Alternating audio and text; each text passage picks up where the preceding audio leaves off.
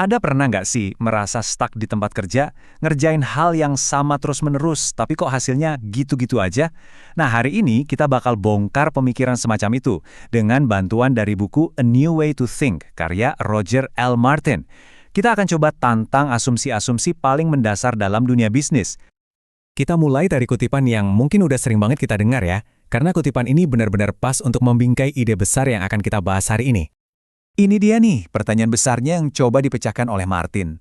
Coba dibayangin, kalau sebuah model bisnis gagal, naluri pertama kita biasanya apa? Umumnya, ya kita coba lebih keras lagi kan? Kita tuh seolah-olah udah dilatih untuk berpikir kalau yang salah itu ya kita, bahwa kita gagal mengeksekusinya dengan benar. Tapi gimana kalau ternyata masalahnya bukan di kita, tapi di modelnya itu sendiri? Nah, disinilah solusinya. Menurut Martin, para pemimpin yang paling efektif itu bukan cuma orang yang eksekusinya lebih jago, tapi mereka adalah orang-orang yang berani mengubah cara mereka berpikir. Oke, mari kita masuk ke pemikiran ulang besar yang pertama. Dan yang satu ini benar-benar menantang tujuan utama dari sebuah perusahaan modern. Selama 50 tahun terakhir, model yang dominan di dunia bisnis itu ya cuma satu, maksimalkan nilai pemegang saham. Titik. Tapi, Martin justru mengajukan sebuah alternatif yang ternyata jauh lebih kuat. Jadi, ada pergeseran besar banget nih yang terjadi di tahun 1976.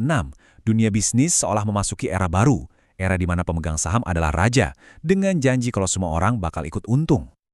Eits, tunggu dulu. Kalau kita lihat datanya, ceritanya ternyata cukup mengejutkan. Di era yang disebut kapitalisme manajerial, imbal hasil untuk para pemegang saham itu ada di angka 7,6%. Angka yang sehat banget loh. Lalu, gimana setelah fokusnya bergeser total hanya ke pemegang saham? Imbal hasilnya ternyata hampir identik, cuma beda tipis. Nah, fakta ini kan luar biasa ya, karena ini pada dasarnya meruntuhkan seluruh premis kenapa kita harus mati-matian memaksimalkan nilai pemegang saham. Terus, modal yang lebih baik itu kayak gimana dong? Coba kita lihat Johnson & Johnson. Mereka udah menjalankan model ini selama lebih dari 80 tahun. Dan kredo ini bukan cuma pajangan loh. Ini benar-benar jadi panduan. Contoh paling terkenalnya adalah saat insiden peracunan Tylenol tahun 1982. J&J menarik semua botol Tylenol di seluruh negeri. Bayangin, mereka menempatkan keselamatan pelanggan jauh di atas keuntungan jangka pendek. Keputusan yang kelihatannya mahal banget waktu itu, malah membangun kepercayaan dan nilai jangka panjang yang tak ternilai harganya. Oke, kita lanjut ke pemikiran ulang yang kedua, dan ini nyambung banget sama ide sebelumnya, yaitu soal menantang asumsi-asumsi inti kita. Model yang lama itu kan kelihatannya rapih ya, ada tembok pemisah yang jelas. Para pemimpin di atas sana tugasnya memilih strategi, dan semua orang di bawahnya tinggal melakukan apa yang disuruh. Tapi kan, di dunia nyata nggak sesederhana itu. Coba deh kita lihat kisah seorang teller bank bernama Mary. Mary sadar kalau nggak semua pelanggan itu sama, jadi dia bikin strateginya sendiri di lapangan. Ada pelanggan transaksional yang penting cepat beres, ada pencari nasihat yang butuh waktu lebih buat dijelasin, dan ada juga sosialita yang datang ke bank itu sekalian bersosialisasi. Mary membuat pilihan-pilihan yang nggak pernah ada di buku panduan resmi. Nah, ini dia masalahnya. Model lama yang kaku itu memaksa karyawan ke posisi yang serba salah. Mereka akhirnya cuma punya dua pilihan, jadi birokrat yang kaku dan ikut aturan, atau jadi ahli strategi rahasia kayak Mary, tapi tanpa dukungan apa-apa. Dua-duanya merugikan kan? Model yang lebih baik itu disebut rangkaian pilihan.